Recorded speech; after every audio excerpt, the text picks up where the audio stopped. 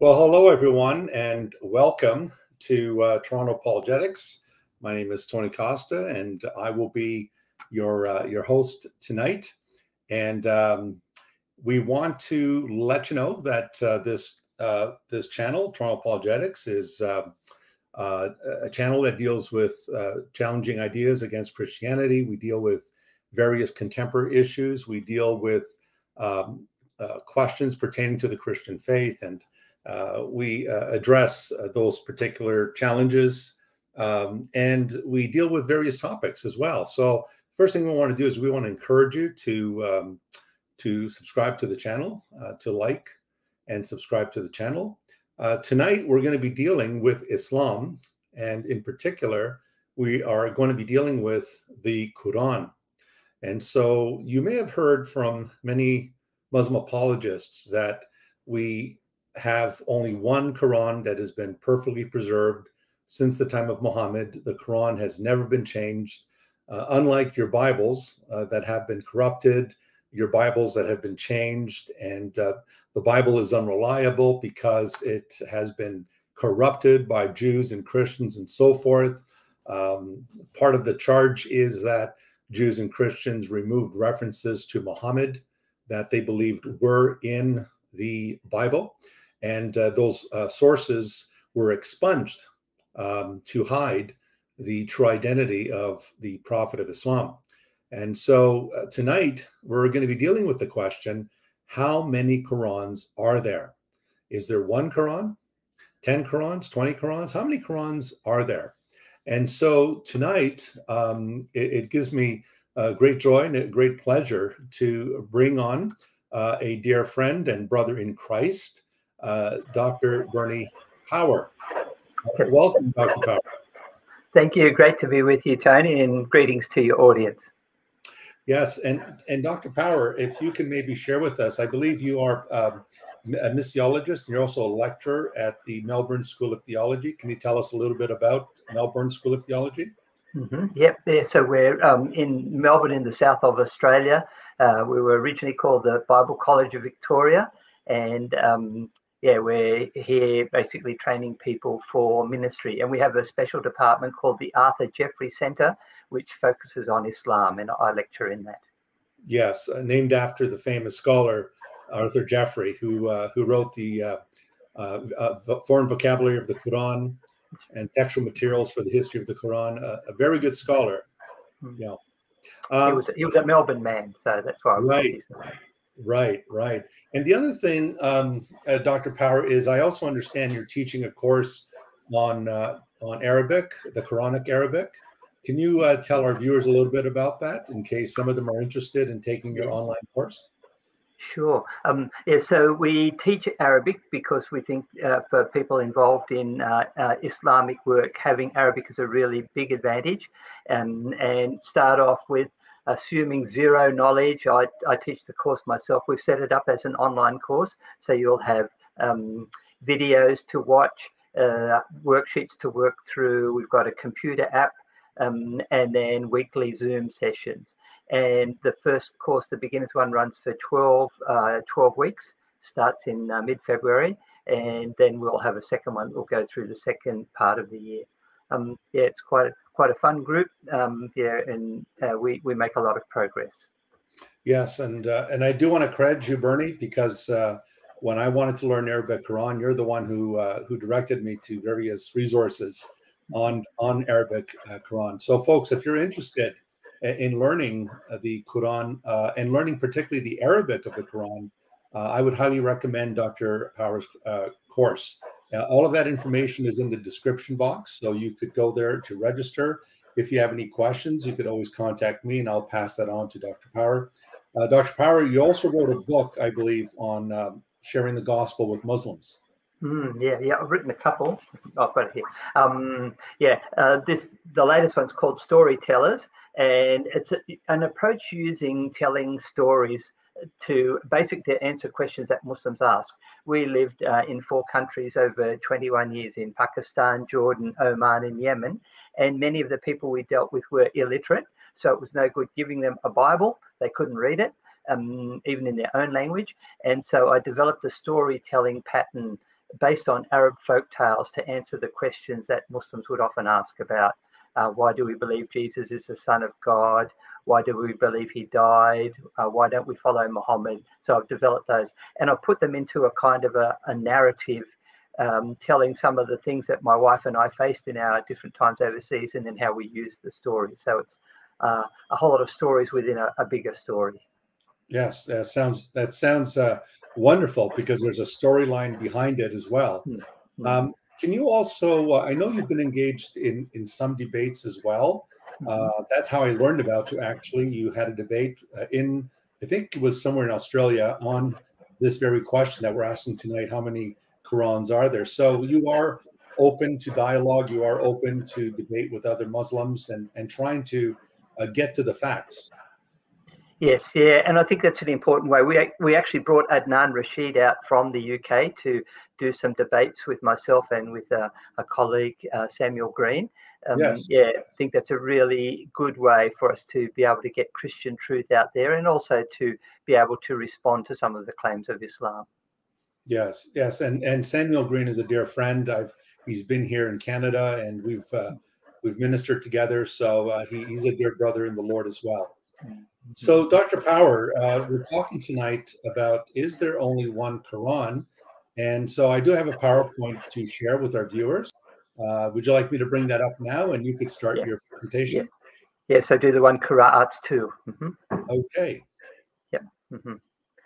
Okay, so yeah, the big question that Muslims will often claim is that there is only one Quran, that there's never been another one. And tonight we want to challenge that, just to put an alternative view, and based on the Islamic sources. So go through the next one. I don't think I can control the slides from here. Yeah, so I'll just nod when we're going through. You can just say next slide. Yeah. Okay, next slide. Yeah. So here's a couple of quotes. I've got actually about 10 of these, but I'll only use 3 of them tonight. 4 of them tonight. Yeah. So the first one is from Fethullah Gulen, who's a Turkish billionaire who's currently living in the States. And he said the Quran's text is entirely reliable. It has not been altered, edited, or tampered with since it was revealed. All Muslims know only one Quran, perfectly preserved in its original words since the Prophet's death when revelation ended. So that's his claim. And the next one. Yusuf Ali, very famous translator of the Quran, up until probably the 1980s, his was the go-to version. And he says, so well has the Quran been preserved, both in memory and in writing, that the Arabic text we have today is identical to the text as was revealed to the Prophet. Not a single letter has yielded to corruption during the passage of the centuries. So he should know about these things because he's a translator, but we'll see later that that's not correct. Next one.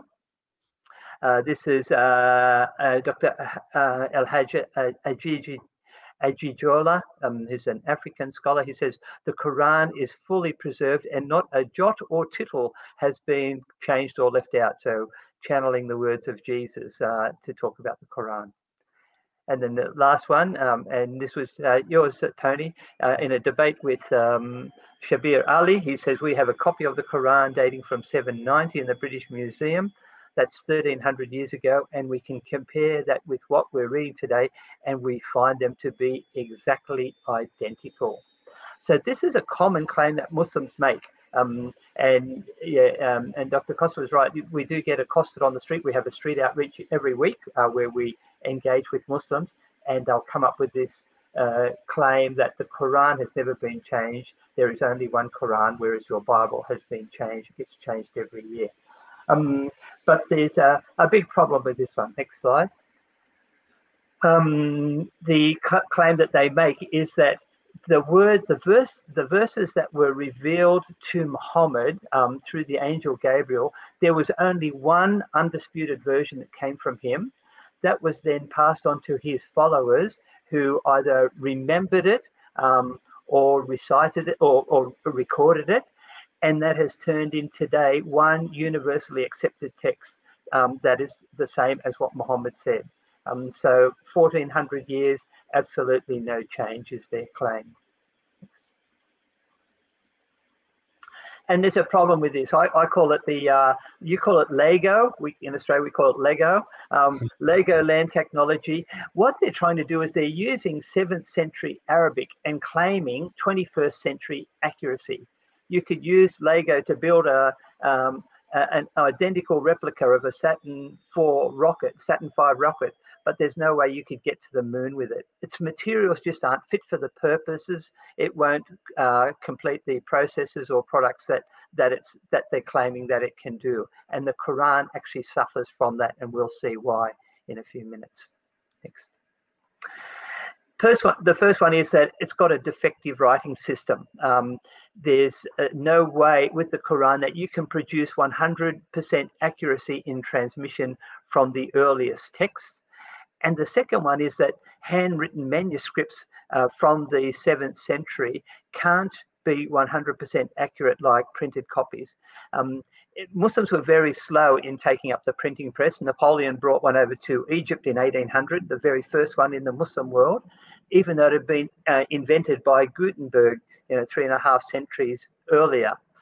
And then the first major one was printed in Egypt in 1923 under the modern thing. And we can say since 1923, the Qurans that were printed then haven't changed from the Qurans that we have today, but we can't go back 14 centuries and make that same claim. And here's proof. You can see behind me here are my 24 different Arabic versions of the Quran. They're all up there. I only had 23 in that picture. It was taken, but I've got one more. Next page. What we're not talking about is English translations of the Quran. When Muslims kind of accost us about this, they'll say, oh, yeah, you've got your King James Version and your RSV and your NIV. They're English translations of the Bible. And we're not talking about English translations of the Quran. There's 106 of those that I've been able to uncover. Next slide. We're only talking about the Arabic Quran, what the Arabic text itself actually says. And I'm going to show you how the Arabic text came to be different over the centuries and why we have multiple copies of the Quran today. These are freely available. You can write to this bookshop. I've actually been to it in Jordan. We lived in Jordan for a couple of years. And there you can get different versions of the Quran. They sell them, they print them. Yeah, next one. Okay. Or you can go to Lebanon, or you can buy them online. So these, I bought them with my credit card. Just here in Australia, sit down there, fill in the application online, and it arrives within a couple of, usually within 2 weeks. And they're cheap, like they're only $5 to $10 each. And they're good quality, nicely bound books and good quality paper and well written. Next one. So how did we actually get to this situation from this claim that there's only ever been one Quran to multiple versions that you can get? And I've got 24. People are claiming that they've got more versions than this. I haven't been able to find those other ones. A lot of mine I also bought as I lived in the Muslim world. I'd go to bookshops around.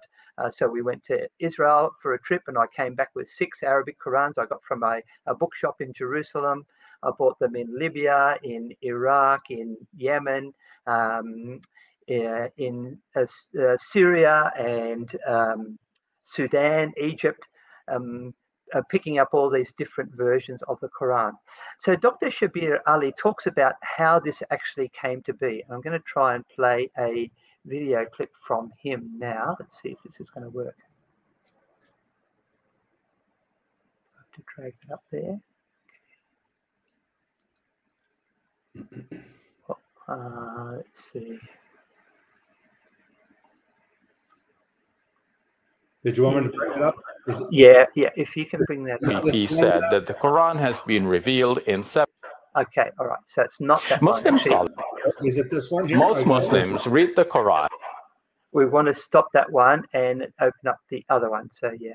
Okay, so this one here. Referring to a tradition, according to. No, not that one. How do I get rid of that?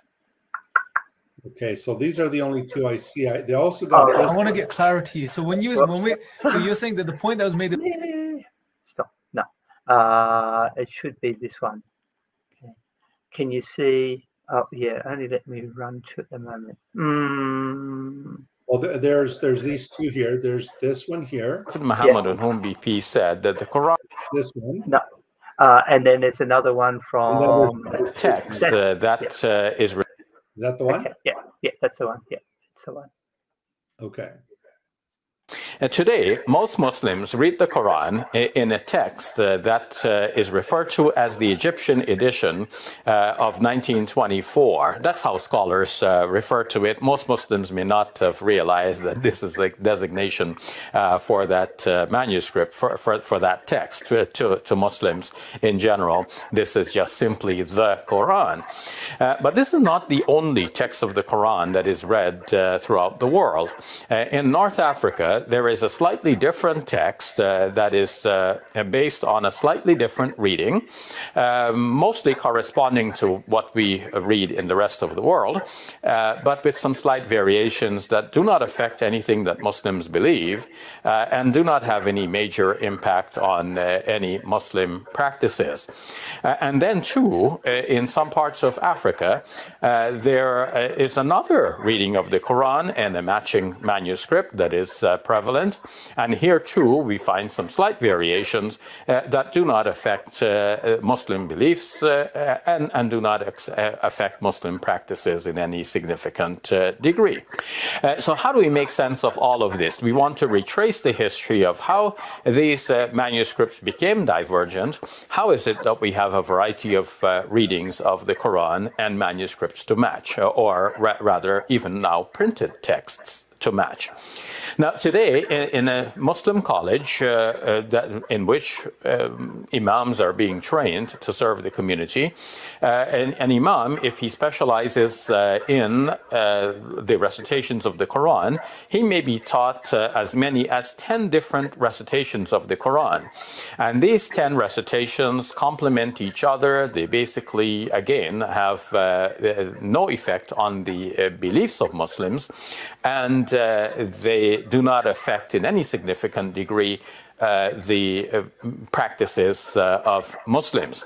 So we want to get a grip of this. How did all of this come to pass? In the time of the Prophet Muhammad, on whom be peace, the most important impetus was to ensure that the message of the Quran would be absorbed and put into practice and taught to others. So the precise words, which are the vehicles through which the important teachings are being disseminated, were not so important. The teachings were important, but the precise words to preserve them were not of paramount importance. They did not trump in importance the need for the message of the Quran to be absorbed, to be practiced, and to be taught by others. And in fact, if the Prophet Muhammad, on whom be peace, had insisted on his followers that they should pay due importance to the wording of the Quran, to get every letter and sound correctly, then that may have detracted from the focus on getting the message across and implementing that in the lives of new Muslims. So with all of the challenges that the community faced in that early phase, it was important for the Muslims to focus on the meaning and the message and to circulate that. So one Muslim would go tell another one, look, we got a new teaching in the form of the Quran. And the other one is asking, what does the Quran say? And then he repeats the saying and the teaching of the Quran without necessarily getting precisely the same words in which they were first delivered by the Prophet Muhammad, on whom be peace. So there was this period in which Muslims had the opportunity to teach others the Quran without insisting on the precise words.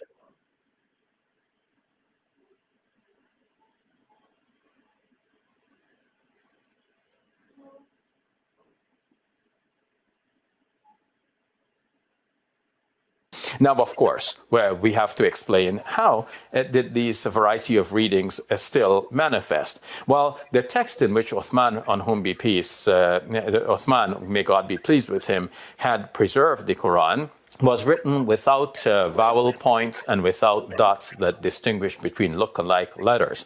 The text that Uthman prepared could be interpreted, could be read in a variety of ways, and that's one of the reasons why we have, surviving to this day, a variety of recitations, some of which may go back to the time of the Prophet Muhammad, on whom be peace. In fact, it is a common Muslim belief that we are not allowed to invent anything in the Quran, and it is generally presumed that all of these readings must somehow go back to the early teachers, even those within the lifetime of the Prophet Muhammad, on whom be peace, those who heard the Quran directly from the Prophet, peace be upon him, himself, the messenger of God. You can see this is quite a big shift from what he was claiming earlier, that there's only one Quran, that it's never been changed. He's saying, well, Muhammad told things and the precise words were not important. Well, I would challenge that. If they believe this was the words of Allah, he would have expected people to have memorized it in the same way that he presented it. And secondly, he said there were a variety of reasons. Some of them may go back to the Prophet.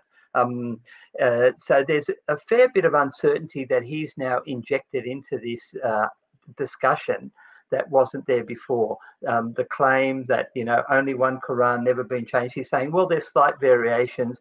They don't affect the belief or the practice.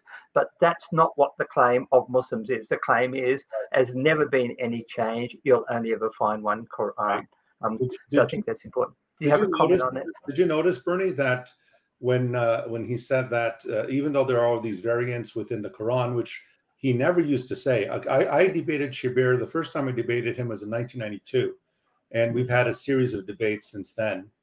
And what he had said was the common mantra that we always hear, that the Quran has remained a homogeneous text, it's never been changed, and so forth. But did you notice he said that even notwithstanding the variants, it doesn't affect any core teaching of Islam and about Muhammad. Doesn't that sound familiar, Bernie? That Christians have been saying this for hundreds of years, that none of the variants in the New Testament affect any cardinal doctrine of the Christian faith. And even Dr. Bart Ehrman, who's more of a radical leftist, he's even admitted the same, that none of these variants in the New Testament affect any core teachings of the New Testament. But we just heard Shabir using the very same argumentation to justify the differences in some of the readings not affecting any core doctrines of the Islamic faith. Mm-hmm. And the other difference is that Christians are quite open about the variants. We have at the bottom of the text, this is not found in some manuscripts, or other manuscripts might say such and such. We're very honest about that, but Muslims have been denying this for centuries, even though it's been very obvious. It's in the earliest texts. So it's good that they're finally coming clean on it. Not all of them, by the way.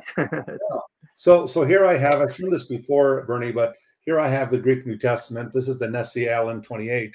And if you notice, there's the Greek text on top here, and underneath you have an apparatus. It shows you the textual variants and so forth. And we have the same with the Hebrew Bible. But we really don't have anything like that when it comes to the Quran. Maybe correct me if I'm wrong, Bernie, but is there a critical apparatus of the Quran today, a textual critical apparatus? Well, there is. And I've got actually a couple of books here which show that. And I bought these, some here in Australia, but most of them overseas. So this one here, it's got 6 variants, and they're actually color coded. So you can look at it and you can see some are blue, some are red, some are green. So that's 6 in that one. Here's another one with 10 different Quran versions. And so it will have the text there, and written on the side there are the variants that will have that could be there. So you can go through and look at the things. So all of these variants that I've got, they will be in here. Not all of them, actually not all of them, because this one's only got 10 versions. I've got 24 versions. But there is another one with 14 Quranic variants. And again, the same kind of thing. So you've got your Arabic text there on the side, in the middle, and then the variations there on the side. Right. So it shouldn't come as any surprise to Muslims. Scholars have known about this for a long time. They've kept it quiet from their people and been feeding them the lie that the Quran has never been changed.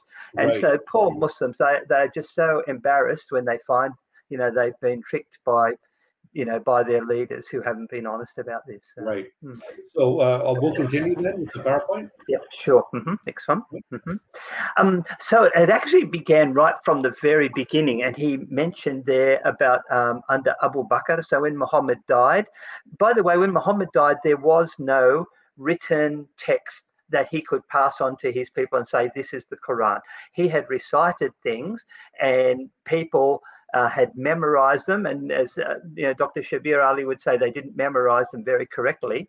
And some people had some written bits, but there was no one particular version. And so under Abu Bakr, the first caliph, he attempted to put one versions together. He collected all the bits, got Zayd bin Thabit to collect all that he could and write a version, and he gave it to Hafsa, one of Muhammad's wives, and she stuck it under her bed.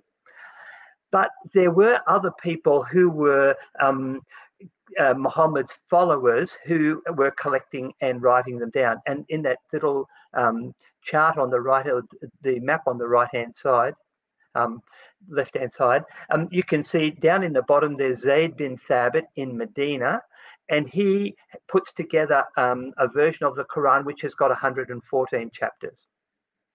Up in the north in Damascus, Ubay bin Ka'b, and Muhammad said, if you learn the Quran, learn it from these four. And he mentioned these guys. Ubay bin Ka'b, he had a version of the Quran, but he's had 116 chapters. He'd actually, I think he'd split one of the chapters in two and made it long. He didn't agree with Zayd bin Thabit's one. Abdullah ibn Masud in Kufa, again, he'd been one of Muhammad's companions. In fact, he was the first man to recite the Quran publicly. He went to the mosque in Mecca in the very early days and started reciting the Quran and got beaten up. And Muhammad said, you've done enough. He had his own version, but he left out chapter 1, Al-Fatiha, and the last two chapters 113 and 114. He said, these were never in the Quran. These were prayers of Muhammad. They were never intended. And then in Basra, another one of the people that Muhammad said learned the Quran from this man, Abu Musa, he actually added in 2 other chapters, and we have those still. So he's had 116 chapters. So here's 4 major versions that were floating around, differing in the number of chapters and in the content, some having more, some having less, a lot of it being agreed upon, but there were also variants in the way that they recited or presented the text. And in 652, under Uthman, it came to a head. The Muslim troops were invading Armenia, and they said to them, whoever follows the reading of Abdullah ibn Masud, go to this side of the mosque. Whoever follows Abu Musa, go to the other side. And they were reciting the Quran together, but they were differing. And so they started yelling at each other. And so one of their leaders, a guy named Hudhayfa, went down to the Caliph Uthman and said, we have to have only one Quran. So he said, okay, gather in all of the copies that you can. I'll get Zayd bin Thabit to write one, which he'd already done 20 years before. So you wonder why he needed to write another one. Right. And he said, and then burn all the others so that there's only one Quran. These are all from Islamic records, by the way, from people like al-Bukhari and who was the hadith collector, and Tabari, and also from Ibn Ishaq, the writer of the Sirah. So this isn't stuff that other people are making up. It's all written in there. So the Quran has been, from the very beginning, been a contested book, both in its size and its context. Okay. But Muslims will often say, well, yeah, one time Muhammad, some people came to Muhammad and recited the Quran in different ways.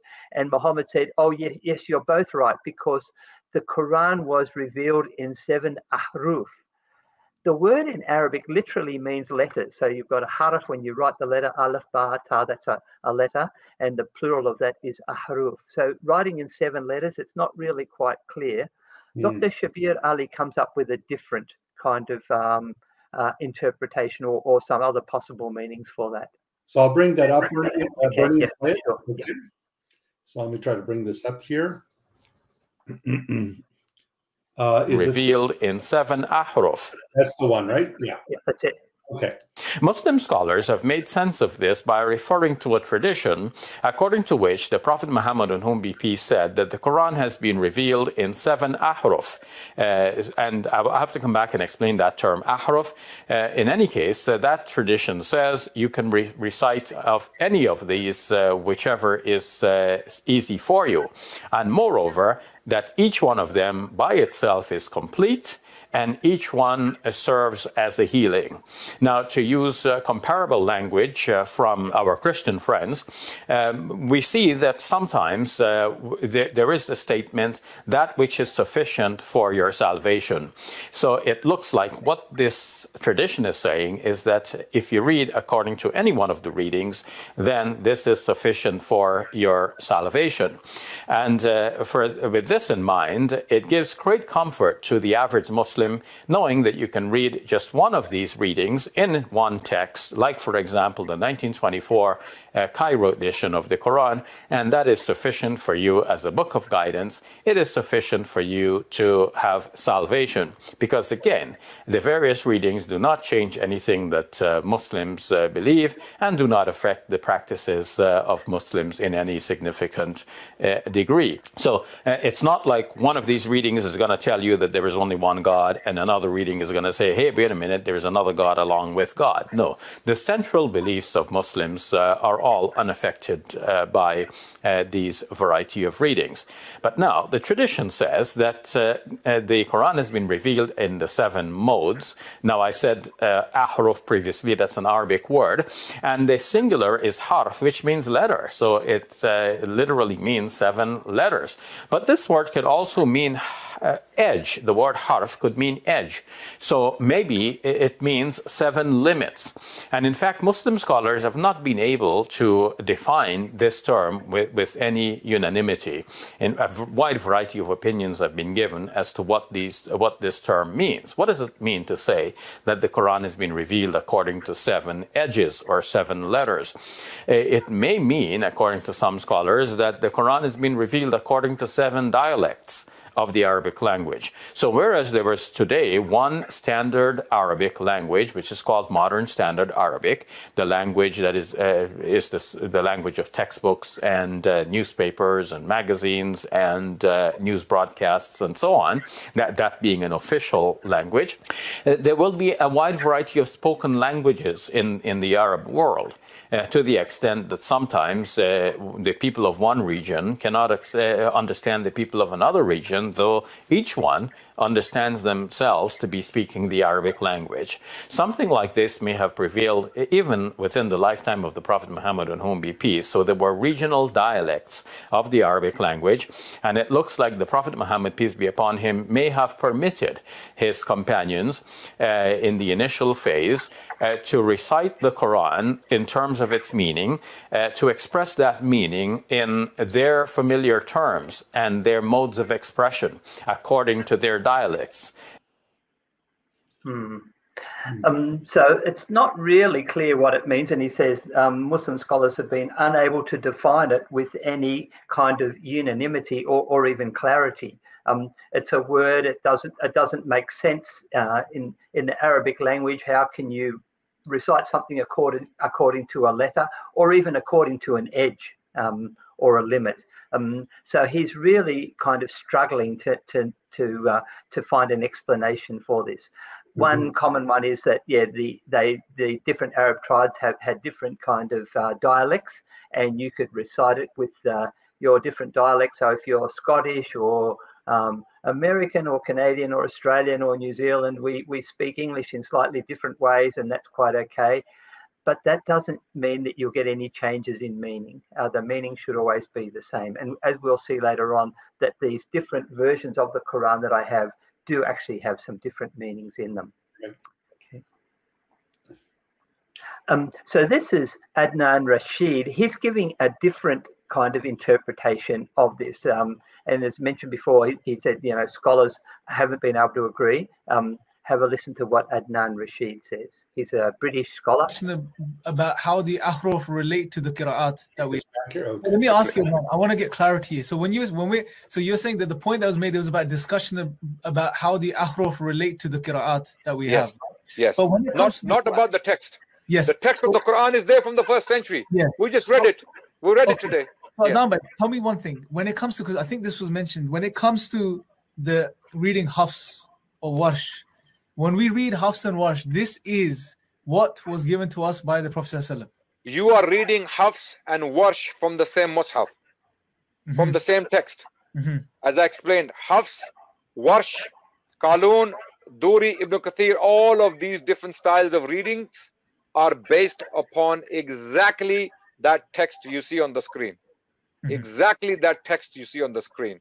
Okay, Hafs is not different Quran, Warsh is not different Quran. Okay, Qalun or Duri or other readings are not different Qurans. They are one text being read slightly differently. And all of those different readings are authentically preserved, transmitted. All of those pronunciations, all of those variants, all of those slight variants are directly traceable back to the Prophet.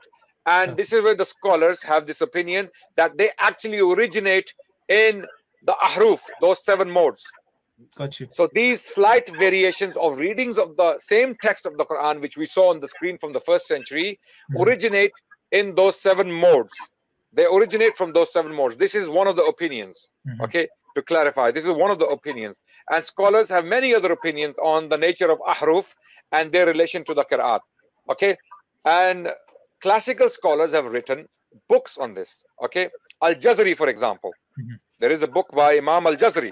Okay, and there is a book, it's a brief book on this issue, Al-Itqan fi Ulum al-Quran by Imam Suyuti. He discusses these matters. Okay, he gives some of the opinions, and there are many books written by other scholars explaining the nature of ahruf and the qira'at. Okay, and their relationship with each other.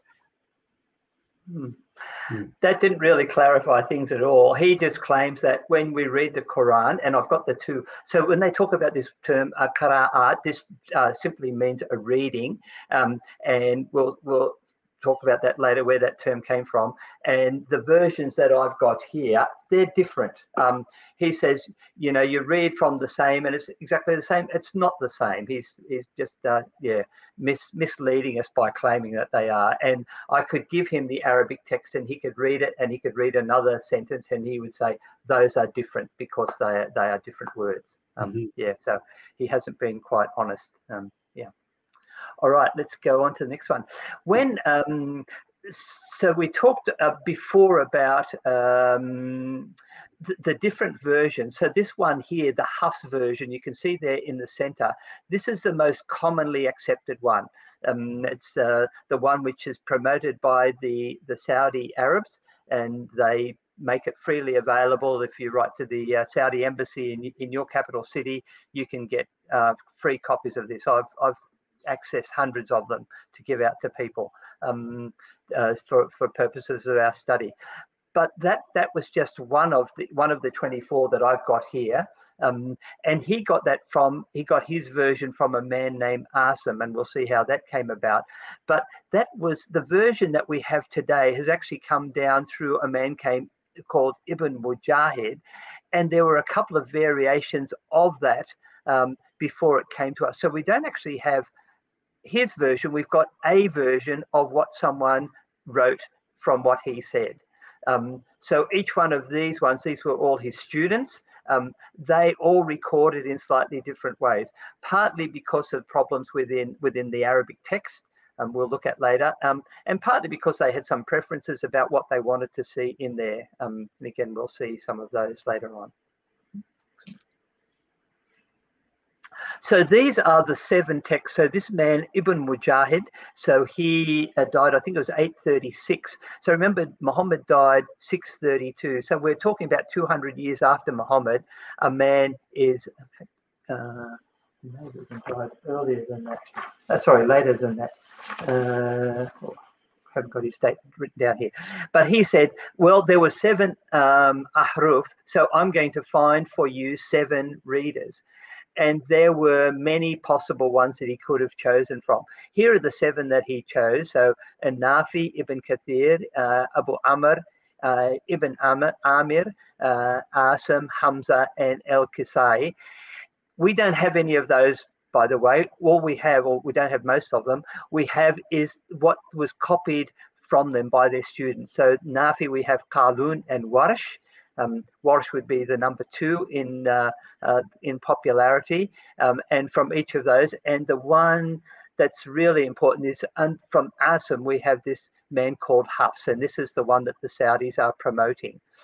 But again, as I mentioned, we don't have his copy. We have how it was passed down to 2 other people, but they also transmitted it to 24 others, and Asim transmitted it to another guy, Shuba, who passed it on to 58 others. So we've actually got 120 possible ones that we could have taken from that. And when you put them all together, 816 possible readings. So we have chosen, it's like a bit of a lucky dip, pulled one out and said, this is it. But there were 800 other possible ones that we could have chosen that were around at that time. And Ibn Mujahid chose the number 7 because he said, oh, well, Muhammad has this saying about 7 readings. So I will pick 7 important scholars that are well known and as transmitters of the Quran, and the copies that were passed on to them, and those will be the key ones. So it was really quite a random process. Mm-hmm. Dr. Shadi Nasser, who's a Lebanese scholar who's been writing on this. He's written a book called The Second Canonization of the Quran. That's his second book. The first one's called Variants Within the Qira'at. And he says, well, actually, the Quran has gone through 5 canonizations, which means 5 recognitions of its authority. He says Muhammad died in 632 AD. The first canonization happened under Uthman. He probably should have put in Abu Bakr, but he puts the 2 together in 656. So 25 years later, Uthman gets his. And then in 936 is the date. So 300 years later, Ibn Mujahid says, well, we need to have 7. There are 800 possible ones I could choose from. I'm just going to choose 7 of those, and you should accept one of those 7. So these are kind of the 7 ahruf.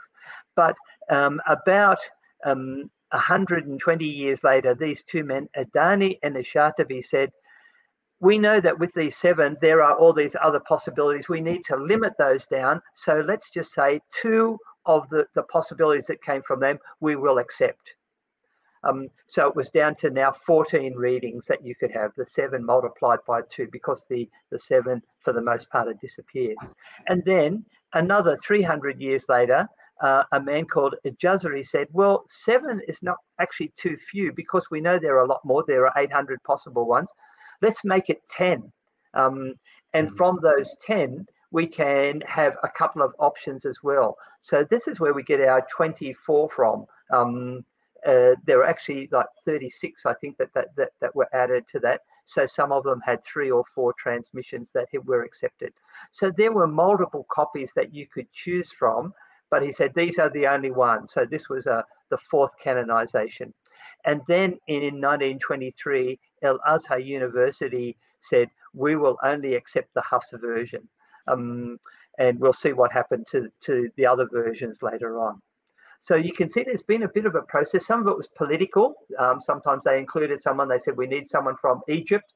So there was a bit of identity politics going on then. You know, we need to have someone from Damascus, someone from Medina to make sure we were inclusive. And so that process went on.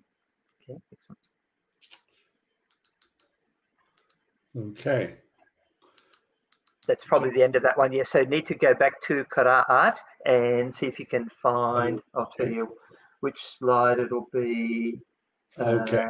Well, that's the end of that one. Oh, yeah, okay. And what's the other one called again? It's called just Qira'at. Okay. Just that Qira'at. was the first one I sent you, so it's a big one. Okay. All right. Now it's telling me it's a little too large here, but can you pull a video out of it? It should be on slide 22.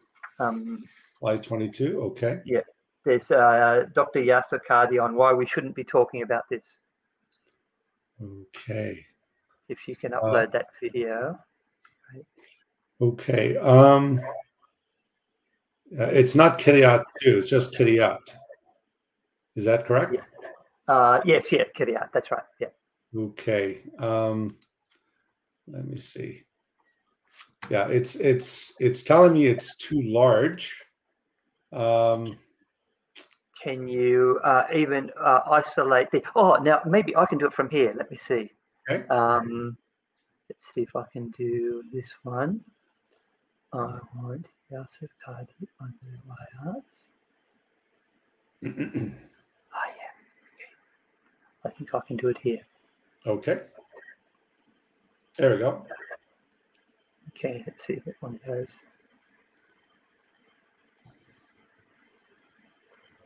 Do you want me to bring it up? I could. Yeah, okay. yeah. Yeah, okay. What is your position in relation to preservation of Quran? Is, for example, Hafs an Asim, riwayat Hafs an Asim, do you see it as preserved, munazzal from Allah subhanahu wa ta'ala? Or do you not see that as munazzal? What's your position? Jayyid. Okay, so first and foremost, Allah subhanahu wa ta'ala says, Inna nahnu nazzal dhikra wa inna lahu lahafidhun. So we believe, as a matter of theology, as a matter of aqeedah, that Allah subhanahu wa ta'ala has preserved the Quran, no question about it. Every single student of knowledge knows, who studies ulum al-Quran, that the most difficult topics are ahruf and qira'at, and the concept of ahruf and the reality of ahruf, and the relationship of the Uthmanic Mus'haf with the ahruf, and the preservation of the ahruf. Is it 1, is it 3, is it 7, and the relationship of the qira'at to the ahruf.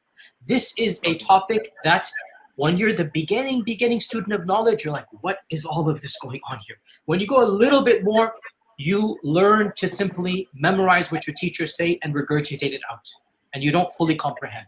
When you do a deep dive is when things get very, very awkward and difficult. And this isn't new. This is from the time of the Sahaba. In the Sahih or the Hasan Hadith of Ubay bin Ka'b, the Hadith of the Ahruf, that when the Prophet ﷺ mentioned the issue of Ahruf, and that there are different Ahruf and whatnot, this is in the version of Muslim Imam Ahmad. Ubay bin Ka'b says, authentic Hadith, فَدَخَلَ فِي نَفْسِي شَكٍّ. In my heart, a doubt came that I hadn't had about Islam since the days of Jahiliyyah. This is not a joke, brothers and sisters. The issue of ahruf and qira'at caused confusion to somebody whom the Prophet ﷺ said, if you want to listen to the Quran directly, listen to Ubay. Ubay is not some even... I'm sorry about that. My apologies. The Qari of the Quran. He is the master. He is who he is. And he goes, فَدَخَلْ فِي نَفْسِي شَكٍّ. What is all of this stuff? And the Prophet put his hand, and then he goes, it all went away. Ya akhi, me and you, we don't have that blessing, do we? These are very, very difficult issues. And the most advanced of our scholars, they're not quite fully certain how to solve all of the unanswered questions in there. Ibn al-Jazari, who without a doubt is the greatest scholar of qira'at for the last 1,000 years. Ibn al-Jazari famously writes, I have been thinking and pondering, I've been thinking and pondering about the issue of the ahruf and qira'at for over 35 years.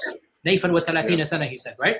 And confused and whatnot, then finally, this is my response. And by the way, even that 7, all later scholars say, well, that doesn't make any sense. So they kind of dismissed even that. After 35 years, the greatest scholar of qira'at. Some accepted it. Some accepted it. It doesn't answer the question.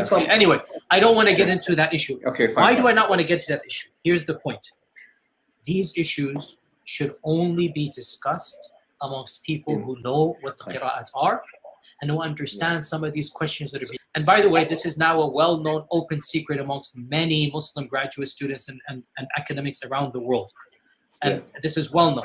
Traditional understandings of ahruf and qira'at cannot answer some of these pressing questions that are now being poked by our people outside of, by our academics, by their academics outside of the faith tradition. You see, in a Muslim environment, there's always some respect that we have for the Quran. We should. In a Muslim environment, we'll press a little bit, and then we'll say, okay, khalas, sami'na wa ata'na. And that's great, alhamdulillah. When you go to academia, they don't have that red line. And they're going to just, you know, the famous story of the emperor with no clothes. They're going to just point out, no, that doesn't make any sense. Well, that's not true, and this and that. And they'll bring issues, which I'm not going to mention explicitly, that you know are true because they're in your own books. They're not inventing anything new. They'll bring you riwayat, and they'll bring you athar, and then you add to that very well-known issues of, I don't even want to be explicit. And then you bring on top of that makhtutat, and then. And it's very clear to you and to every single very advanced student and specialist that the standard narrative has holes in it. That's what I'm going to say. The standard narrative does not answer some very pressing questions. Okay? This is what I'm going to say. By and large, our ulama in the Eastern world are not aware, by and large, of what's going on in the Western side of things. And they're not answering those questions in a manner that it needs to be answered. And this is something all of us that are in academia fully acknowledge. This issue of ahruf and qira'at has troubled the ummah from the very beginning of times, nothing new. And there are 15 opinions about this. None of them fully answer all of the questions that are raised. Some of them answer more than others. So the issues of the relationship, of the origins, of the ikhtilaf and all of this should only be discussed amongst those who are familiar with this science. I can't answer this question in a 20-minute interview, nor is it wise to do so, which is why I never brought this topic up myself. You will not find one lecture of mine about this issue. It should never be brought up in public. And I don't like these idiots, and they are idiots, wallahi, because they're the ones who caused this. In this issue, they're utter idiots who did something haram. And I don't like saying this. This is not something you discuss amongst the masses, ya akhi. It's not wise. You don't understand qira'at. Let it be. The saddest thing about that video is Dr. Yasir Qadi is a graduate of Yale University. He got his doctorate from there. You would expect he would say, this is an issue, let's get in and study it. He's saying, no, let's just be quiet about it. Let's not talk about it. I'm not going to bring it up. I'm not going to discuss it in public. And the idiots, he was in a private group that were discussing this together. And one of the guys leaked the views out there in the public media, and that's why he says, you know, these idiots, they've kind of effectively blown the whistle on this big problem, and he says it's got holes in it. Our best minds have worked on it. We haven't been able to sort out an answer to it, which is pretty sad. So, yes. Yes, the famous holes in the narrative. That phrase continues to haunt Dr. That's right. After this, he then went off all social media, said, I'm not going to broadcast stuff anymore. And he got roundly criticized by Muslims who, you know, called him an apostate and all kinds of things for talking about it. Yes. But we'll see later on, it gets even worse. So stay tuned. Now, with these slides, is this correct? Yeah, that's exactly it. Perfect. Good. Okay. Yeah. So there was a transmission process that went on, and Muslims would say, well, this stuff came from Muhammad himself, and this is how it happened. So Muhammad died 632, his generation 0. He recited the Quran to a whole lot of people. So they'd say there's like 65 scribes who wrote down parts of the Quran, and hundreds, maybe thousands who'd even heard it. But these were the 4 that this man, Abu Abdurrahman as-Sulami, said, I got the Quran from these guys, and then he taught a guy whose name was Asim, and he taught a guy whose name was Hafs. So this is this most famous version of the Quran. But he also taught another guy named Shu'bah, and Shu'bah has also written a version of the Quran. And I have both of them here, and it might surprise you to hear that they're different. So either Asim didn't do a good job of telling his students what he had learned, or they weren't very good students in picking it up, because they sat there listening to him recite the Quran. They wrote down what they thought they heard, or maybe they wrote down what they wanted, and they've got 2 different Qurans. And we'll look at the extent of some of those differences later on.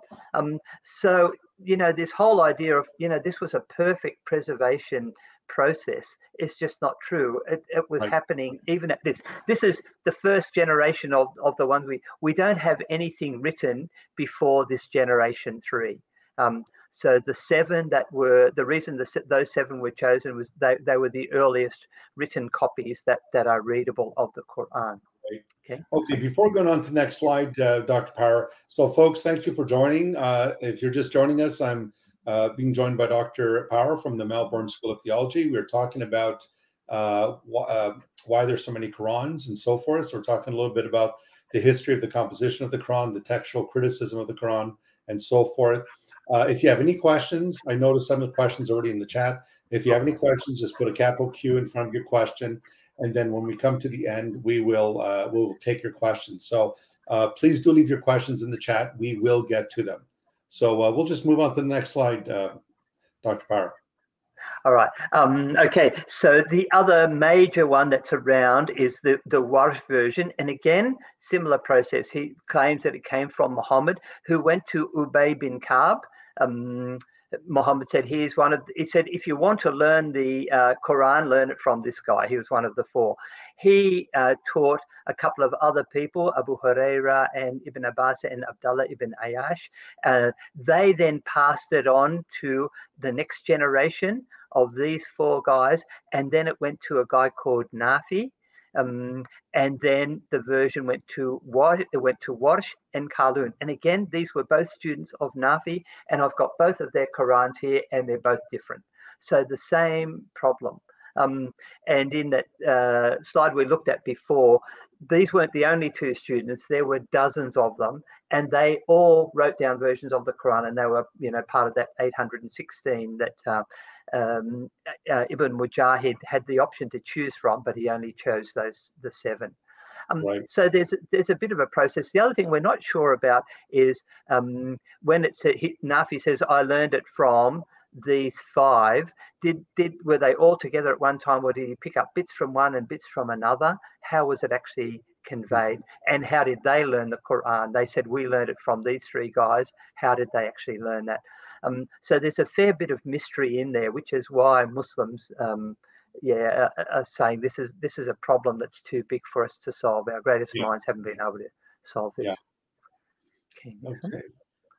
So a quick Arabic lesson. The Arabic alphabet has got 28 letters, and half of them have got dots on them. And without the dots, the next slide. Okay. Without the dots, you can't tell the differences between these letters. So if you go through and remove all the dots, there's a whole lot of question marks about them. Okay, next one. And in fact, without the dots, there are only 7 unambiguous letters out of the 28. So 21 of the 28 letters could be one other letter or 2 other letters, or even 3 or 4 other letters. 5, 1, 2, 3, 4. Yeah, it could even be 5 letters, depending on where you put the dots. You could put 1, 2, 3 above, or 1 or 2 below. And so there's this ambiguity when you look at a text which doesn't have any dots. And you can actually make up different words. So a simpler letter. This is a 3-letter word, and you have a what's called the skeleton or the rasam, where you don't have the dots. Okay, next one. And you can put the dots in different places. So you can see some have got 1 above, 1 below, 2 above, 2 below, 3 above, even in there as well. Yep, some with 3 above. Yep. And when you put those in, you can generate, I've got here, I think 22 different words. And you can see the variety. You could say this word means he repents, or it could mean she destroyed. It could mean reliable, or it could mean a house.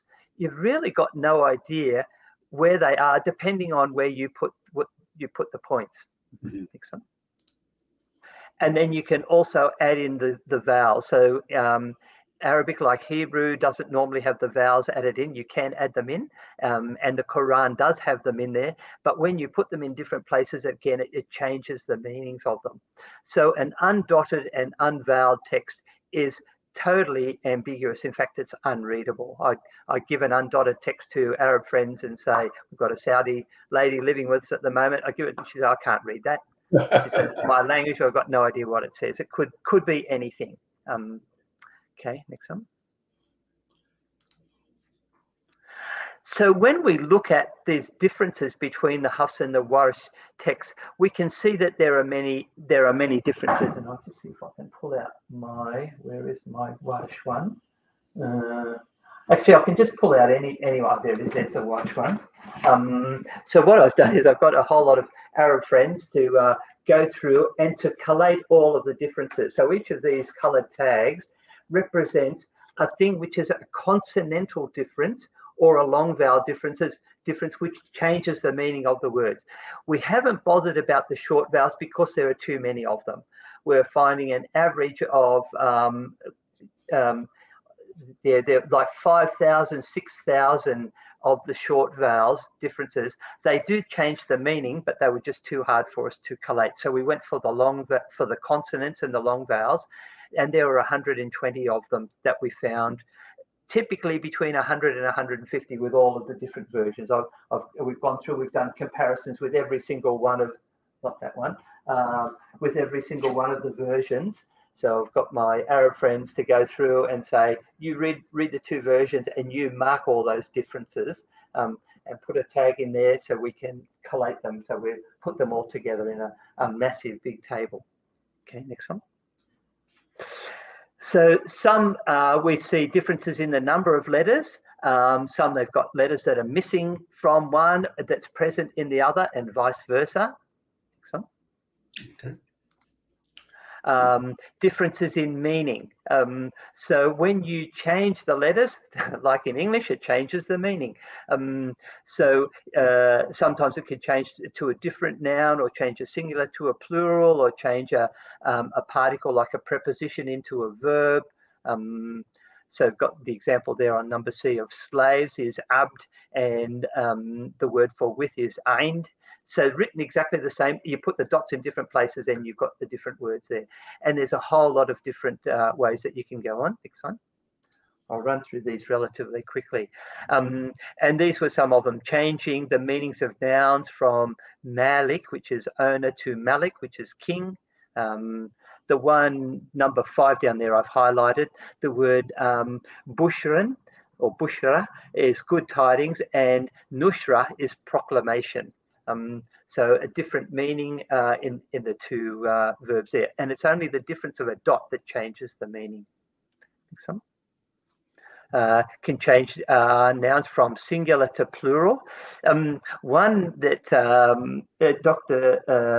Shabir Ali said, they don't change practice to a very great extent.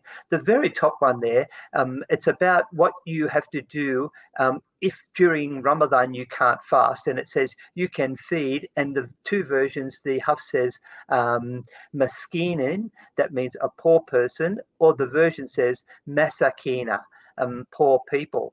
So it's actually an issue of law. How many, if you want to pay for not fasting, it's called the ransom fidya, then do you buy food for just one person or for a couple of people, and how many? So you're not quite sure of that based on these versions. Okay, next one.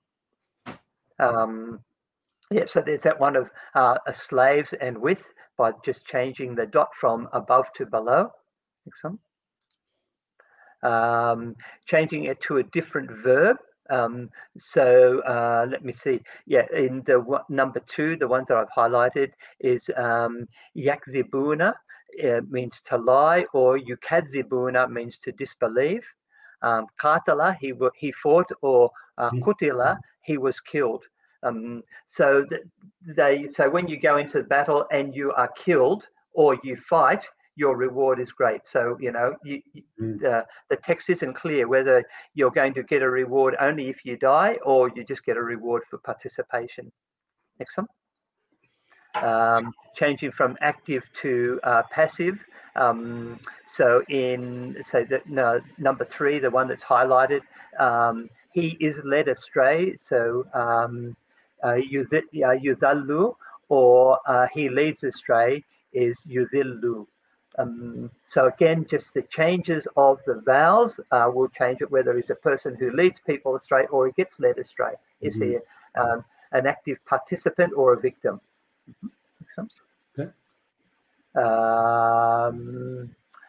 changing verbs in there. So number 3 again.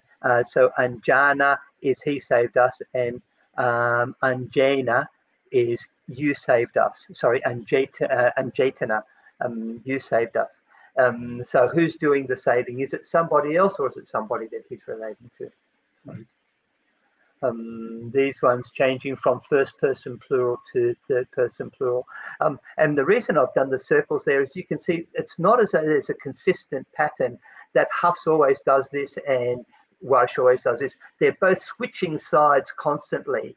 So there's this kind of uncertainty within the text, you know, of what it could mean. It's no good saying, looking at the other text and doing a comparison, because that may have changed as well.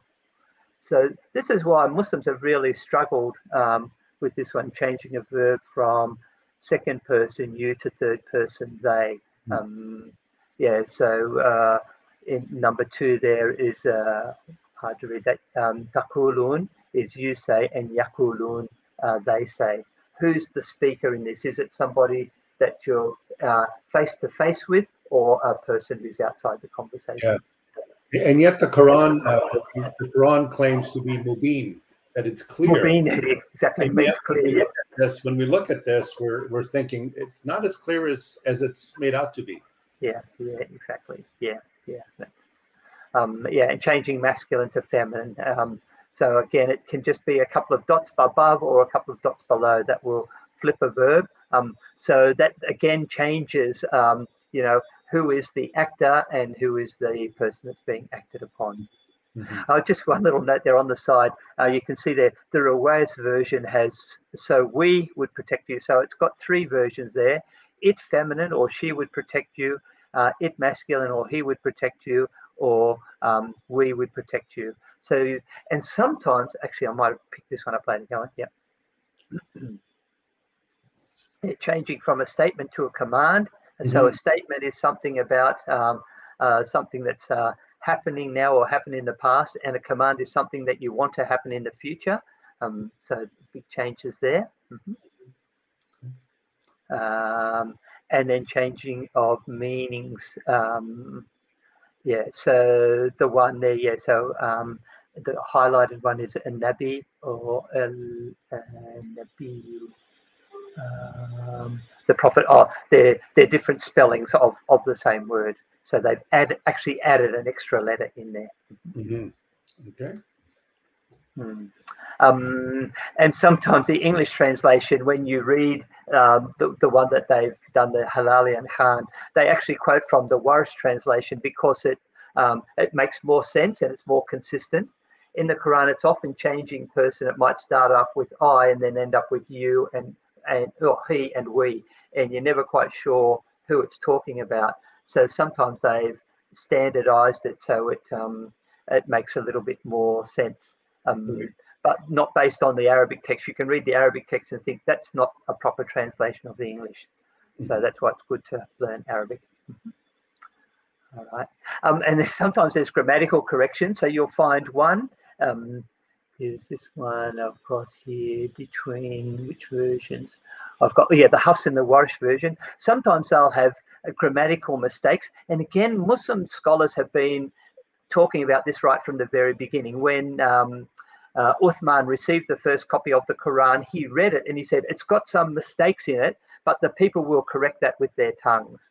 And I'm currently making a list of all of the mistakes. I've come up with hundreds of them, grammatical errors. And when I teach the course in Arabic, I get my students and say, here's one sentence and here's another verse of the Quran. They're only different in one thing. One of them's correct, one's incorrect. You tell me which one's correct. And they can tell that because one of them's not following the rules. So yeah, it's not even a correct book, let alone being a clear book. A clear book, yeah.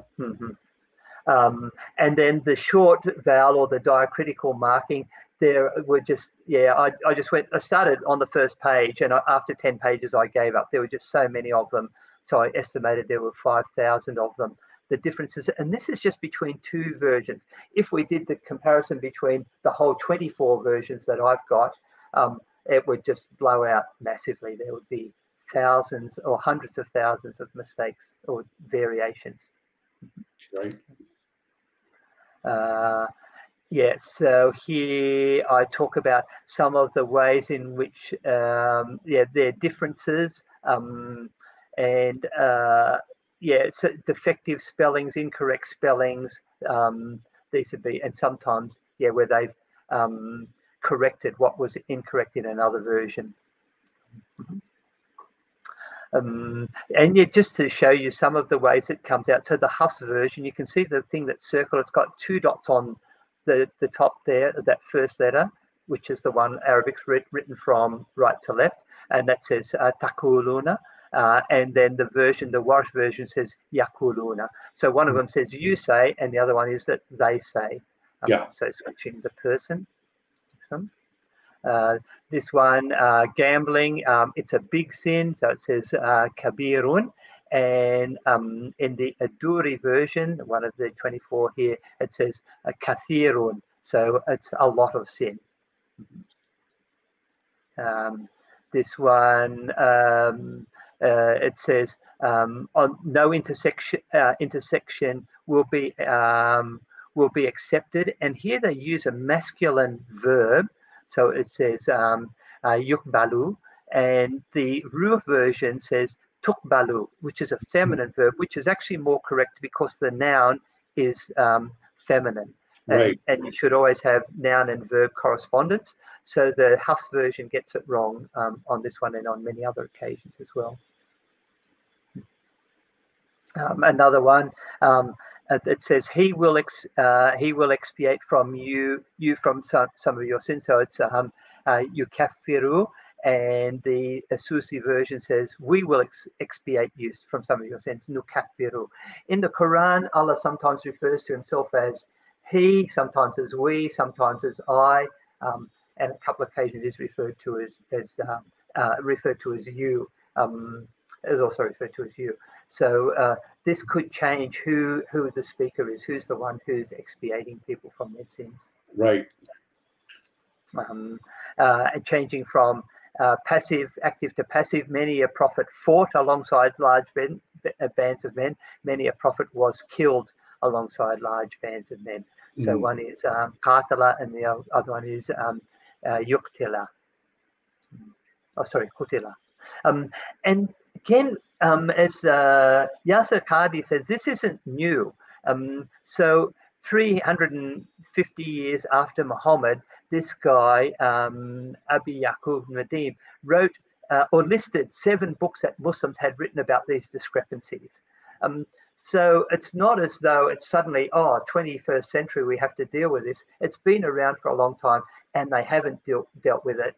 Partly because they make these really high claims for, they're claiming rocket science for the Quran when it's actually Lego land kind of building. You don't have the tools within the language itself to be able to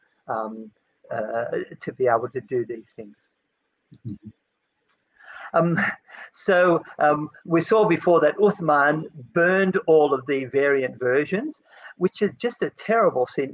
For Christians, if we come across a new manuscript of the Bible, we welcome it with joy, because we know this is going to improve our understanding, improve our knowledge, whereas Muslims want to hide it. So he said, okay, these things, I'm not accepting them. My version is the only one.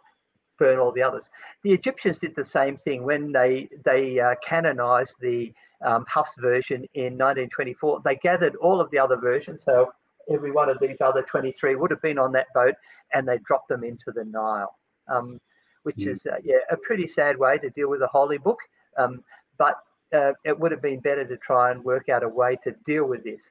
With this Saudi lady who's living with us, I said to her, do you know about all of these different versions? She said, oh yeah. She said, we were taught about those in school. She said, but we're taught only one of them is right. All the other ones are wrong. Right. But that's an important point you made there, Bernie, about when we discover a manuscript, we treasure it. We're excited about it. The older it is, the better. And we don't try to destroy it. We don't try to burn it. But yet, in Islamic history, starting with Uthman, and then throughout, I think there were other periods. I think under, Abdul Malik and others, I think they tried to suppress Uthman's version of the Quran. And then you come to the Egyptian government in 1924, and even Shabir Ali admitted that that's the version that Muslims follow today, is the Hafs version. But it's just interesting how that we treasure our manuscripts. We put them in museums, and we want to learn. Even something like the Dead Sea Scrolls, it improved our understanding of the Old Testament, the transmission of the Old Testament. But when it comes to Islam, the way they treat even the Jews, as you know, Dr. Power, in Egypt, the Jews would create genizas where they would use Torahs and scriptures because they were so sacred that they had to either be entombed or even buried with respect. So to hear something like this is very alarming. It is quite disappointing. Okay. So the challenge, I'm going to be a little bit humorous here. I hope you'll indulge me. The Hafs version has reigned supreme for 100 years. So 1924, the Egyptian government, so El Azhar, said this is the version. And so, but people now are realizing there's something else out there. There are some other options, and they're wondering what else is out there. So on to the next one. There's many possible manuscripts. So there are dozens of early manuscripts, and all of them, actually, I didn't talk about this. The early ones had no dots in them. So that was why they're impossible to read. So you can see that one on the top there, on the right-hand side is an undotted manuscript, which I know Arabs can read, that I've showed it to them and they said, no, you can't read this. It doesn't make any sense. But we also know that there are many versions, and that's my 24 versions up there. So what are we going to do? Let's go for Quran Chef, and we'll have a cook-off to see who can come up with the best version. So we have Dr. Yasir Qadi, Dr. Shabir Ali, and Adnan Rashid, and they all give different answers on how we should go with this. Okay, so let's see the first offering. Well, Dr. Shabir Ali says, well, I'm sticking with the Hafs version. I'm happy with that. Let's go plain and simple. We don't have to worry about all these other ones. Let's just stick with that. And he gets eliminated for not being very creative. And Dr. Yasir Qadi says, I'm going for a mixture. I think that we can actually use all of these different ones and combine them into a dish. And I think the next one is okay, this is, let's see if I can get that video up there. Okay, this is his solution. Now, this was a discussion that he had with Muhammad Hijab, who you can see there. And Yasir Qadi is a Hafiz. He's memorized the whole Quran, or at least one version of it. And so if you gave him a bit of paper and a pen and enough time, he should be able to write it out totally from memory. It should be no problem for him. And that's the challenge that Muhammad Hijab gives to him. Muhammad Hijab is a British guy, and he says, well, tell me, what would you write on that bit of paper? If we can play this. Yeah. I'm going to play it. I'll play it then, Bernie. Okay. Yeah. As specific as possible, I think. If I were to give you a blank mushaf, yeah, and tell you to write what is munazzal verbatim from Allah into that mushaf with no human interference, would you write something which corresponds? It's not an easy answer. It's not an easy yes or no. It is enough for the Muslim to believe that the I think Quran this should be an easy yes or no, though. Yes, Khadi. I have to. Okay, very, very well. So, yeah, Muhammad, after we get off this phone call, me and you, let's have a number of discussions. No problem. I'm very open with advanced students. But what would you write? You're pushing me. And I'm saying it's not hikmah to listen. I have a condition, like I said, everything I say is going to be factual. The Quran is the uncreated speech of Allah. The Quran is preserved. The Quran is known. The Quran is mutawatir. And alhamdulillah, all of the qira'at are the Quran. All of the qira'at are authentic. Alhamdulillah. Leave it at that, ya akhi. Beyond this, honestly, I have no problem. We'll have discussions or take my class. As you know, I spend a lot of time with Sheikh Akram, yeah? And we had these conversations about the qira'at. Like for many years, I would say many years I've had these conversations with him. His view is that, okay, the qira'at are not mutawatir. He made that public. It's not something which is on his YouTube page. I think that's fine. For many years, many people have said that. Even though I vehemently disagree with the idea that the things are not mutawatir. But many people for many years, if you look at the early tarjihat of, I don't know, Tabari, whatever, it's clear that the question of tawatur was not always a straightforward one. If someone gave you a Quran which is empty in terms of there's nothing on it, and gave you a pen, obviously you have the Quran with the qira'at. Obviously you can do isti'ana with what's maktub. But the question is, would what you write in that mushaf correspond with any? I'm not saying it's a mutawatir. I'm saying would it be sahih, authentic? Would it correspond with anything that we have in terms of the riwayat and the qira'at?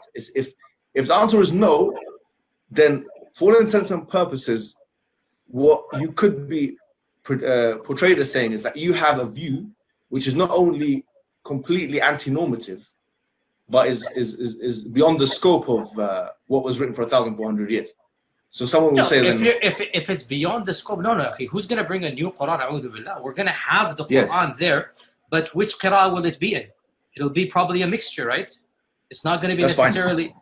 Yeah, okay, so let's leave it at that then. It's not going to be the exact Hafs and Asim bi riwayati fulan or Shu'ba. This is something that is coming at a later stage, okay?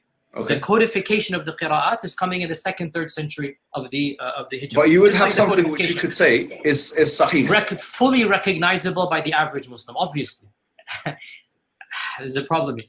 The problem is very simple. Yani, are you certain that that's the way that it was in early Medina?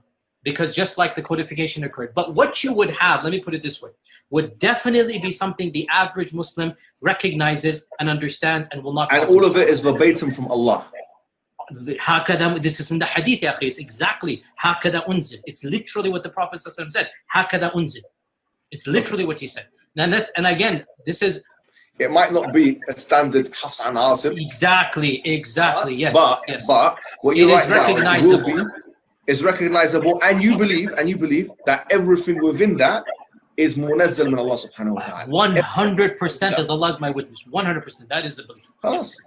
That's very clear. The earliest scholars of Qira'at fully understood this. But what happened was a switch in the 6th, 7th century, which kind of then ossified the tradition. But secondly, very grateful for your openness and honesty.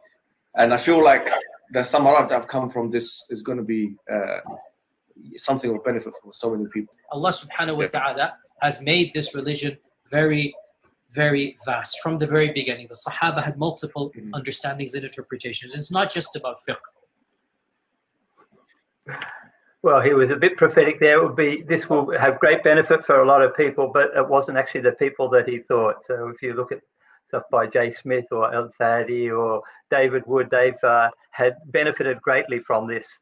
But you could see, he was really unwilling to try and do this. Muhammad Hijab, and I kind of squeezed that down just to a couple of minutes. He was going back and saying, "But you have to say something. You know how to do this. Tell us it." And eventually, he says it would be a mixture.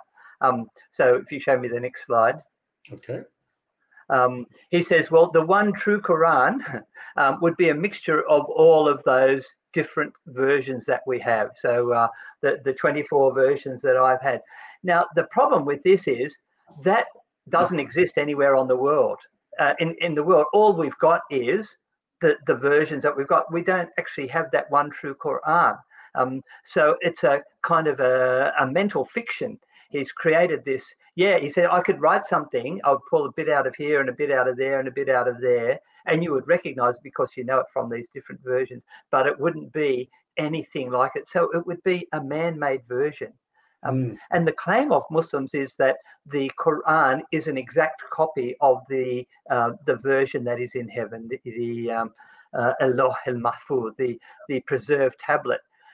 So the question is, which one, what is it? When I did debate with a Muslim scholar about this, he said, well, there are 7 versions that we can accept. And I said, well, I've got 24. So tell me, which 17 do I need to burn or toss in the Nile or something? Because, 14 of them are not authentic Qurans. He didn't quite have a response to that. I think Dr. J. Smith and I think Hatun Tash, I think they had, over 30 of them, the extra Qurans that they had found. Yes, yeah. Presented them at Speaker's Corner in London. That's right. Yes. Yeah. So when the Quran claims that it comes from the al-Kitab, the mother of the book, that it's this preserved tablet, we simply, when we look at the facts, and again, these are Islamic texts. These are not. This is not Western academia here. These are Muslim texts that are basically destroying the narrative that we keep hearing. Yeah. So the version that Yasser Qadhi is, it's a fruit salad. He said, we'll chop off a bit of this and a bit of that, and we'll put it all in there. You'll recognize bits of it because that'll all be from the fruits that are there. But it doesn't exist. You can't go out into the forest and find a fruit salad. It's a man-made effort, basically, and that's what he's proposing. So the last one is what Adnan Rashid says. He says, I'm a fundamentalist. I'm going back to the basics. Have a listen to what he says. This is our last video clip. Okay. Where's that video? So that's on the slides. Oh no, actually, I'll do it. Let me do it. I think it's this one here. Oops. No, not that one. Oh yes, yeah, that one. That's the one. Yeah, can you play that? I think that's part of the slide. Okay, all right. I'll see if I can do that. If you upload it, I can play it. Yeah. Okay. And share it and play it. And Rashid on Qatar Arts. Yeah. Okay. Yeah. So. Okay, so that's it. You got it. Here we go. I think he should have been more Qadhi. I think he should have been more clear on this issue. He confused a lot of people with some vague statements he made. Either he should not have indulged in this topic in this particular interview. If he chose to indulge, then he should have gone into more details. I advise Dr. Yasser Qadhi to stop indulging in this, because this is not his field. He's not an authority to say. I mean, when he wrote his book, Introduction to the Quranic Sciences, he was a graduate student from Medina University. Okay, he was in his early 20s. He was a student. Okay, I don't know what his exact qualification in the Quran is, but to ask me, if you gave me a blank codex, a blank copy, for example, a blank notebook. Yeah. If you gave me a blank notebook and asked me to write the Quran in it, what would I write in it? If you ask me that question, I would tell you, I would write this. You ask me this question today, what would you write on a blank notebook if we were asked to write the Quran on that blank notebook? I would write exactly this. Yeah, I would write this. This is what was given. This was what. And why I would write that? Because this is exactly what's here, from page 1 to the page last. Yeah, so he's being very dishonest there, because he said he'd write it without any dots or vowels. But it's impossible for anyone to read that. So the version that I got there, he gets the award for his very simple solution. You go to the next slide. So if it hasn't got any dots, it hasn't got any vowels, it has no meaning. You can put any one of the dots in any place, and you can get it to say anything that you want it to say. She can be destroying a house, or he can be building a pipe, just by putting the dots in different places. So yeah, it's just a non-solution. It's a bit of a cop-out. So our next slide. So that's his winning recipe. He says we'll just go for the peels and the cores and the skins, but there's no actual flesh in there. You have to supply the flesh yourself. Which is quite an unsatisfying meal. And I'd love to give him a Quran without any dots in it and say, could you read that to me, please, from the beginning to the end? I know that he wouldn't be able to do it. So that's the thing. Just the final one here is that the Muslim scholars admit that there are no original texts. So Anne-Marie Schimmel, who's a German lady who converted to Islam, she says no original Quranic text has survived. And Dr. Tayyar Eltikulak is a Turkish leader. He says there is no reliable information about the first mushafs or texts which were apparently destroyed or disappeared as a result of incidents and natural disasters such as wars and fires. This has been one of the greatest weaknesses and pains of the Islamic world throughout the history. So there is no original text that they can go back to and say, this was the one. All that we have is the leftovers, the undotted manuscripts, and then this kind of project from the 8th century, where people started to put together their versions, and it resulted in 816 different versions, of which 7 were chosen. Then it was changed to 14, and then to 10, then to 36 or so. And I've got a substantial portion of them. So the Quran really has gone through a process, and it's not really the one book that Muslims claim that it is. Right. Well, thank you so much, Dr. Power. That was a tour de force, to be sure. Thank you for your presentation. And I think you have demonstrated, just by looking at the evidence, that the common claim that our Muslim friends make, although sincere, that the Quran is the same. I've even heard Muslims say the Quran has remained the same. There's no dot has been changed, even though there was a time when there were no dots. No dot has been changed, no tittle, no jot. It has always remained the same since the time of Muhammad, unlike your Bibles. And so what is one of the reasons, Dr. Power, do you think that our Muslim friends make this claim, this grandiose claim of the Quran? I think, to me, it sounds like a polemic against Christianity to downgrade the Bible and to basically convert Christians and the people of the book, Jews, to Islam. Yes. Yeah, that's certainly one of them. The other one would be kind of insecurity. Like as Christians, we live in a relationship with God, and, he's adopted us as his daughters and his sons. And there's that kind of comfort and security in that. But for Muslims, that's not the case. So they're always going to be a slave of Allah. It's always going to be based on their works. And so for them, they're grasping for any kind of certainty. And the book seems to be one of the things that they can grab onto and say, well, at least we've got this book that we can rely on. But it is, Jesus said, building your house on the sand. It's a very unstable kind of basis to do. And we've seen it as a book even. That's a kind of unreliable stick. Right. So Dr. Power, before we let you go, we just have a few questions from our audience. Sure. Is it okay if you can take some questions? Mm-hmm. Okay. Yep, sure. Happy to do that. Yep. Okay. So let me see here. The first question from Nada: We know that the translated Quran version does not reveal the exact meaning of certain Arabic words. I think you touched on that already.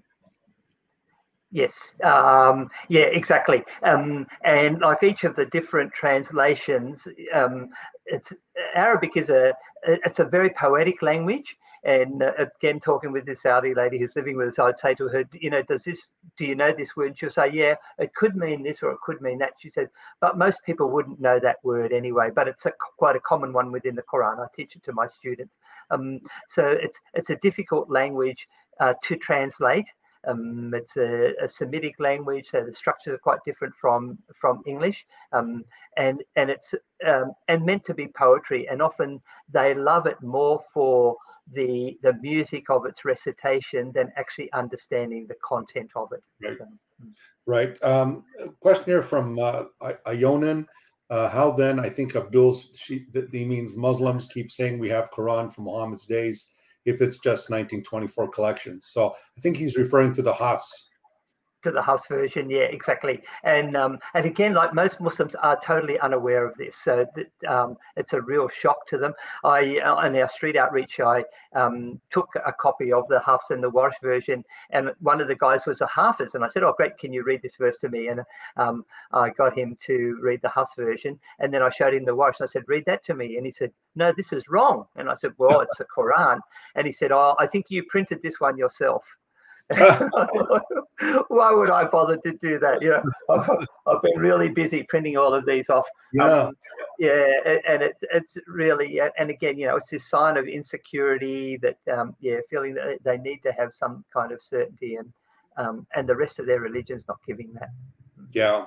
Not just another question from Nada. We know Muslim translators tried hard to hide the meaning of certain Arabic verses and translated them falsely into an appealing way for Western taste. So which translation would you say is the most accurate? Which Yeah, English? it's interesting. So Yusuf Ali was the one which does that to a T, just a total deception. He's written it for a Western audience and toned down the difficult stuff and made it seem nice. I actually like the Halali and Khan because it is quite, they're almost a little bit naive in that they'll put the real meanings out there for the most case, and then they'll put in kind of explanatory things which might make it even worse. So there'll be footnotes down the bottom, so I show people this one there talking about prayer, and then they quote a hadith there. It says, Muhammad said, teach your child to pray from 7 and then beat him about it after 10. And that's actually there in the bottom of the Quran. So they do have footnotes in there. So I like that. And they've taken out some of the stuff. There was the one in Surah Al-Fatiha about al-Zalimin and al-Maghdubin, the ones who have gone astray, the Christians, and the ones who Allah's anger is against the Jews. That's no longer in the things, but it's in the Hadith. So I think it's important that people study the Hadith. Interesting. Well. So just again from Nada, do the geographic and ancestral mistakes or discrepancies from the Tanakh and Injil prove that the Quran is not accurate and is man-made? I think they do, and it shows sign of a something that's not well researched, or people who were not eyewitnesses. And I'd say compare that with the Gospels, where we would get things like the pool of Siloam, for example, in Jerusalem. They never had any evidence that it existed until recently, just a couple of years ago, they found it. And you can do that with all of the things. You can go and check places, and we know times and people. The Quran, for the most part, does avoid those. Mecca, I think, is mentioned only once in the Quran. Muhammad's only named 4 times. So there's a whole lot of things in there that indicate, they weren't actual eyewitnesses who observed the things, who saw them. So I think those are certainly one of the issues that we look at. And the stuff about, the scientific predictions or so-called truths in the Quran, that would be another one that I'll pick up. My background was in science, so I challenge those ones. Okay. We have H. Evan. Is there a theological reason within the text of the Quran compelling Muslims to say it's preserved word for word? Yes, yeah. So in Surah 15:9, it says, Inna nazalna adhikra wa inna lahu lahafidhun. So we have sent down the remembrance, or one of the names for the Quran, and we are its preservers. So this is a promise from Allah saying that He is going to preserve the Quran. So when we see that it's not preserved, then that becomes a real problem for them. Allah is not able to do that. I actually picked this one up in my book. I tell the story of a man who, this challenge that's being made to Muslims about, a challenge made by a Muslim to Christians about the Bible having been changed. And I tell the story of Donald Trump looking for a bodyguard, and here's a picture there. You can see, is that it there? No, that one there. Yeah. And a guy comes forward and he said, well, I've had lots of experience guarding presidents. So I guarded John Kennedy, and then I guarded Anwar Sadat, and I guarded Benazir Bhutto. And Trump says, what happened to them? Well, they all got assassinated. And he said, well, if you failed 3 times, how can I think that you're going to be successful with me? And I'd say it's a bit like the holy books. Muslims say there were 4. There were the Torah, the Zabur, the Injil, and the Quran. And they say 3 of them have been corrupted. On what basis should we think that Allah is reliable enough to protect the 4th one? And so Trump says to the guy, you're fired, even before he got the job. So I think that because they have this kind of idea that the Quran is preserved by Allah, therefore it can't have any kind of variation. So it raises a real problem for them. Right. So this question, I think, is also relevant to you, Bernie. Mr. Costa, I hope you don't mind if I translate this video for my Russian subscribers. Is that okay? With your permission? Yep, go for it. Yep.